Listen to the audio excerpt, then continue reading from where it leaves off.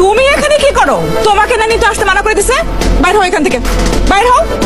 আর শোনো, নিতুকে আমরা আবার বিয়ে দিব, তুমি বাইর হও।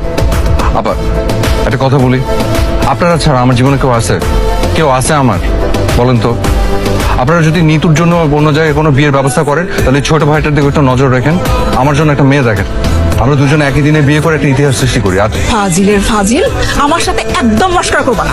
বিয়ে কোথায়, নিতু কোথায়? এই ভাইকে ওর কি আপনার দেবর? পাগলের গোষ্ঠী। আই, তুই ভালো হবি না? তুই কোনোদিন ভালো হবি না। আমি বুঝলাম না।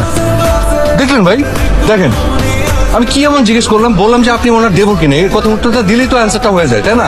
ঝামেলা শেষ। খুদ্দাই আমাকে কেউ না। তবে আপনাকে তো ঠিক ছিলাম না, আমার নাম রানা। আপনি কি ভাই? আমার নাম দেবর, আমার নাম জব্বার। ও মাই গড, মানুষের কণ্ঠ এত মিলে কি করে? ভাই বিশ্বাস করেন, আপনার গলা হুবহু আমার স্ত্রী নিতুর মতো। বাহ, ওর কোথাকার।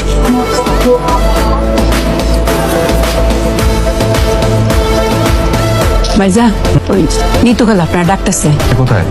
হ্যাঁ, রুম তো আছে, লগে মিতু কালো আছে। আই, একটা জিনিস জানতে চাচ্ছিলাম, মানে ওই বাসার দাবটি গুলো কোথায়?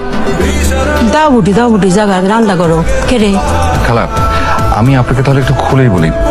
মানে বিষয়টা হয়েছে কি, আমি আসলে আমার একটু সেফটির ব্যাপারটা নিয়ে একটু কনসার্ন। মানে যেটা হচ্ছে, ওটা আসলে অনেক রাগ। ওকে যখন ফোন করেছিলাম, ও আমাকে একটা থ্রেড দিয়েছে, বলেছে যে আমার সামনে গেলে ও কোপ দিয়ে আমার কল্লা ফেলে দিবে। ও যে টাইপের রাগী মেয়ে, আমার ধারণা ওর কাছে এক দাবটি টাইপের কিছু একটা আছে, ওর সামনে গেলে সত্যি সত্যি কোপ দেবে। মুখ করে কাটি কথা কইছেন, কথা সত্য। এই মাইয়া তো খুব দৌড়ের মতো মাইয়া, ওই যে রাগী মাইয়া আমি আমার বাপ জন্মে দেখছি না।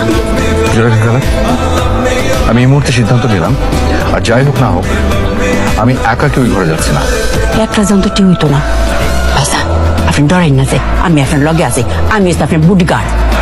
আপনি আমার বডিগার্ড? কি বলেন খালা? আমার বডিগার্ড হলে আপনার হাতে অস্ত্র কোথায়? আপনার অস্ত্র আছে?